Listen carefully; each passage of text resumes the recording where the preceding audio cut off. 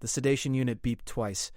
Sarah Chen's hands didn't shake as she sealed the third plasma suture across the soldier's abdomen, but her breath came shorter now.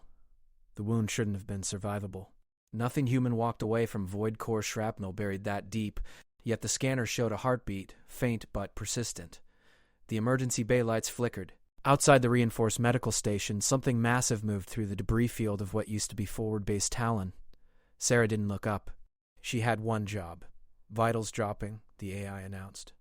Recommend immediate evacuation. Not until she's stable. Sarah's voice carried the exhaustion of 18 straight hours in surgery. The soldier on her table wore no insignia, no rank markers. Just scorched armor plates, fused to burn skin. Female, young, maybe 25. Her face would have been beautiful before half of it melted. Sarah worked faster. The station shuddered. Dust rained from ceiling panels. Through the observation window, she caught movement. Shadows that bent wrong, flowing like oil against the emergency lighting. Void creatures. The base defenses had fallen an hour ago, most personnel evacuated on the last transport. Sarah stayed. She always stayed. She extracted another piece of shrapnel, this one pulsing with dark energy that made her fingers tingle. It shouldn't exist in normal space. The soldier gasped, her one visible eye snapping open. Not brown, not blue. Black. Completely black, like staring into empty space between stars.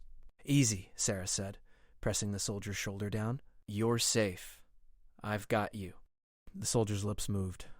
No sound came out, but Sarah read the word. Run. Not happening. Sarah triggered the bone fusion laser, sealing 3 fractures in rapid succession. You don't die on my watch. The bay door buckled inward. Metal screamed. Sarah's hand found the plasma scalpel, though she knew it was useless against what was coming. The void creatures hunted everything warm, everything alive. Standard protocol said abandon casualties when they breached inner defenses.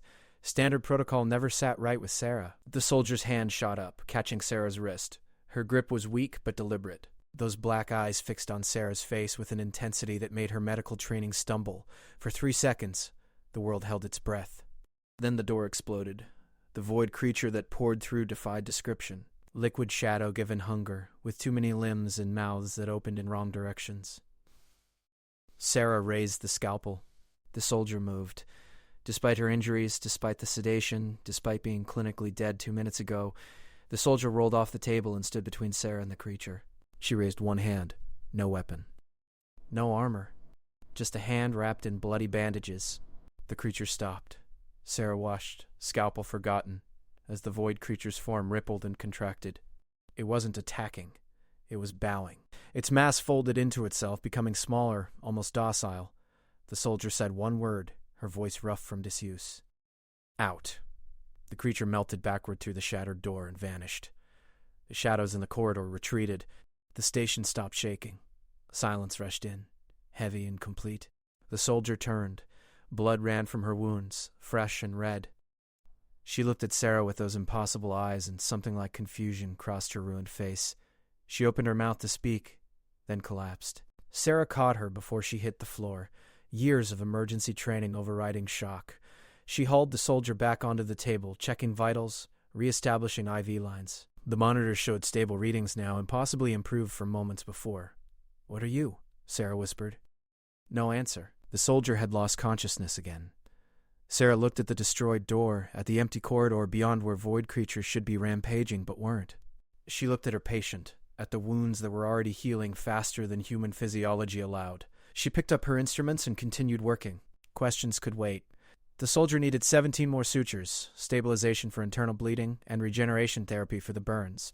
Sarah had procedures to follow, ethics to uphold. Whatever this woman was, she'd been dying. Sarah had sworn an oath. The station's backup power engaged, flooding the bay with harsh white light. Sarah worked through the night while void creatures prowled outside, never approaching, never attacking. She monitored her patient's impossible recovery, documented wounds that closed themselves, watched skin regenerate in patterns that resembled human healing but moved at 10 times the speed. Dawn came. The soldier's breathing steadied. Her burns had reduced to pink scars. Her broken bones had fused. Sarah sat in the corner exhausted, watching monitors that made no medical sense but showed a patient stable and alive. The soldier's eyes opened. Black faded to gray, then to a deep violet Sarah had never seen in human irises. The woman sat up slowly, testing her body, finding it functional. She looked at Sarah. "You saved me." "That's my job," Sarah said. "No." The soldier's voice carried weight that had nothing to do with volume. "You stayed when others fled. You worked through a breach. You didn't run when you saw what I am." She paused. "Why?" Sarah stood, crossing to check the monitors out of habit. "Because you were hurt. Because leaving felt wrong. Because I took an oath to preserve life." She met those violet eyes. "Because everyone deserves a chance to live." The soldier stared at her for a long moment. Outside, the void creatures began to withdraw, flowing back toward the dimensional rifts they'd emerged from. The woman watched them go, then looked back at Sarah. "I am Zathera. In your language, the title translates poorly. Queen of the Void Realm comes closest." She gestured at her healing body. "I came through the rift hunting a traitor who fled to your dimension. I didn't expect your weapons. Didn't expect to fall." Her expression softened. "Didn't expect mercy. Your people attacked our base. Killed 300 personnel. My people responded to perceived threat. Your base sat adjacent to a dimensional gateway. We assumed invasion force." Zathera stood, moving with fluid grace despite her injuries. "I see now we were wrong. I see many things differently now. You could have let me die, escaped while I drew their attention. Instead, you fought to save me." Something like wonder entered her voice. "No one has shown me such kindness. Not in 5 centuries. The station trembled as the last void creatures departed. Through the observation window, Sarah watched dimensional rifts seal themselves, reality knitting back together. The war that had raged for 3 months was ending. Because she'd saved one life. Zathera held out her hand, human style. "I owe you a life debt, Dr. Sarah Chen. By void law, that bond cannot be broken. What you need, I will provide. What threatens you, I will destroy. This I swear." Sarah looked at the offered hand, at the woman who commanded creatures from Nightmare, at the queen of a realm humanity had been fighting since the rifts first opened.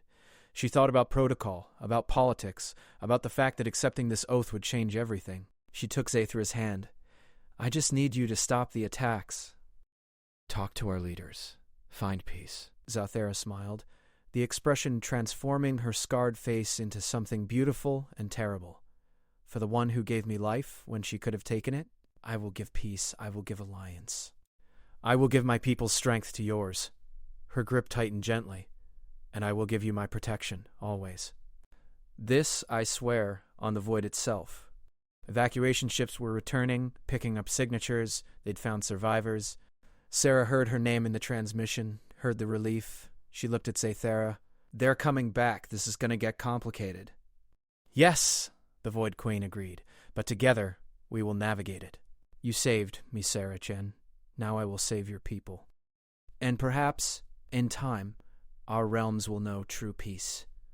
Sarah nodded, still holding the Queen's hand, and waited for the ships to arrive. She'd stayed to save one life. Somehow she'd save 2 worlds instead. The first transport touched down as dawn painted the ruined base in gold and red. Sarah Chen, exhausted medic, stood beside Zathera, Void Queen, and prepared to explain the impossible. Behind them, the medical bay's monitors beeped steadily, recording the moment everything changed. Through the window, the morning sun rose on a new future, born in blood and kindness, sealed with an oath, and made possible by a doctor who simply refused to leave anyone behind.